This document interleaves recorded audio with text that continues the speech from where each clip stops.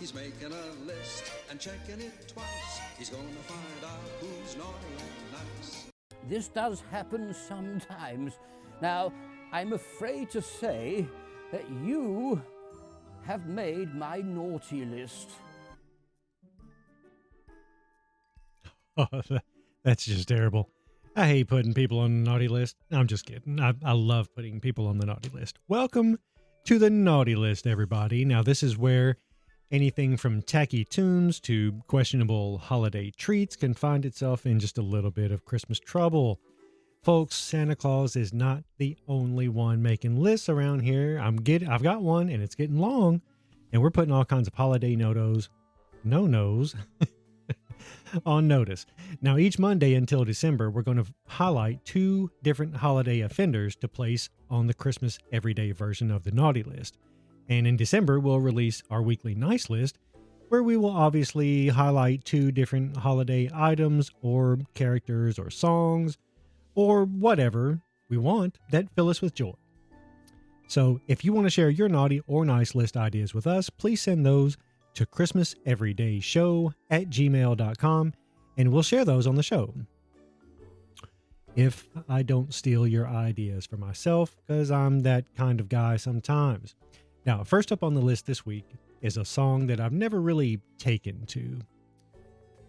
I've just never really liked it. It's called Happy Christmas, War is Over by John Lennon, and to me, it's just never really been a good song at all. Not only do I just not like it, excuse me, but I think the songwriting is just really lazy. I don't like the music. Okay, so I'm a musical snob. I'll go ahead and get that out of the way. I'm a music snob, but I don't like the music. I don't like the lazy songwriting. Although it's totally acceptable for the time frame that it was written in.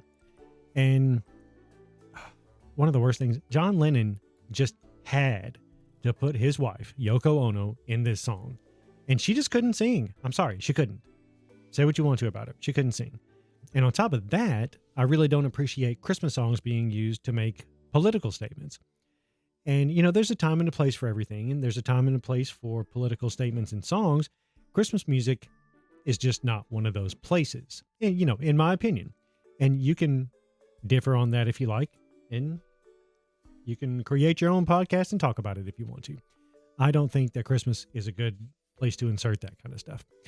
But not only have I never really liked this song, but just a couple of days ago, I found out that Maroon 5 covered this song.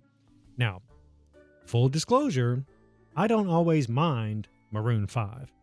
I'd never say that they're a favorite of mine, but there are a few of their songs that I can listen to under the right circumstances. Their cover of Happy Christmas, War is Over is not one of those circumstances. So Adam Levine does the thing that he always does with his voice, which is make it sound totally weird all the time, and his voice just isn't good for this song.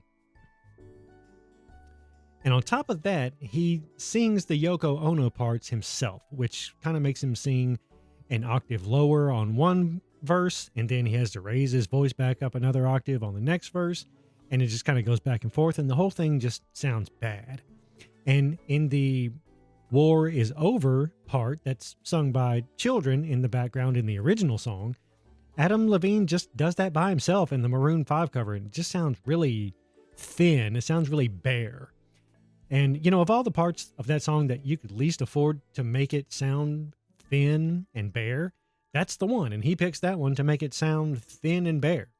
Anyway, I think he was maybe going for, I don't know, maybe some kind of quiet strength kind of thing, or maybe a less is more kind of tone. But, less of Adam Levine doing this song would make me like Maroon 5 a lot more. Anyway, congratulations, Adam Levine and Maroon 5. You made the list with this very bad Christmas cover. You're on the list, buddy. Now, next up on the naughty list, and I'm not really sure where this tradition started, but I want the listeners out there to understand that I totally get the reasoning behind this one. I just don't like it regardless. Now, the daytime Christmas parade is one of the worst ideas I've ever seen when it comes to Christmas, hands down. But I can acknowledge that it does make plenty of sense. we're gonna get into that part first. See, the modern day Christmas parade generally takes place on a Saturday or Sunday in December. It takes place in the afternoon most of the time. It's around noon, maybe 1 or 2 o'clock. And, that's when a lot of people are off work and the kids are out of school. So, for scheduling purposes, it works just fine. I've got no problems with that.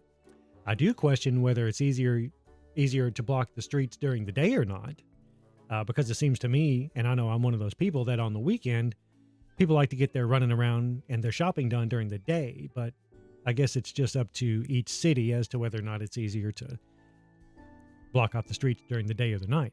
Now, here's where we get into my issue. And there's 2 of them, but there's one really big one. There's one really, really big problem that I have with the daytime Christmas parade. And I'm sure most of you have probably already guessed what it is. And, that problem is Christmas lights. So many different, cars, trucks, motorcycles, buses, dune buggies, golf carts, side-by-sides, anything else that you could throw into a Christmas parade would have an unmeasurable improvement if you're able to add Christmas lights to it. There's no questioning that. You can put Christmas lights on anything because a lot of them come battery powered now or solar powered. It doesn't matter. You don't have to be able to plug it in. And when you put Christmas lights on anything, all of a sudden you have this Christmas atmosphere that's just easily like 100 times better than the one that you have without them. So Christmas lights, they add magic and wonder and nostalgia and cheer to everything that you put them on. And you can't see them in the middle of the day. You might have them, but nobody can see them. It just doesn't make sense to me. And, if you're participating in a Christmas parade, it doesn't make sense to be blaring Christmas music so that the people can hear it, but not be able to display any Christmas lights. It's shameful. I do have a smaller issue, and that's the weather, because a lot of the time during the day in December, it's still somewhat warm, depending on where you live. And as a matter of personal preference, I just like for it to be cooler or even colder when I'm at a Christmas parade, and so that makes the nighttime ideal for me to be at the Christmas parade. Your opinion on that may change, may differ, that's fine, but I like for it to a little bit crisp, a little nippy outside. Just enjoy it. So, daytime Christmas parades, you are also on the list. And look, you need to get your stuff together, okay? I'm looking all around my area this year for Christmas parades, and I haven't found one that's at nighttime. They're all going to be on a Saturday or Sunday during the day, and I'm just finding that unacceptable. And since this is my podcast, what I say goes. I'm just kidding. But anyway, that does it for this week. Adam Levine and Maroon 5 and daytime Christmas parades. You are lengthening my list this week. So thank you so much for checking in with us. Please check in with us next Monday for our next episode of The Naughty List. And please make sure to catch our regular Christmas Everyday podcast episode every Friday. And then if you will send us your naughty or nice recommendations to christmaseverydayshow@gmail.com, we are going to talk about it. Trust me. So until next Monday, please, please, please try to stay off of the naughty list. And Merry Christmas.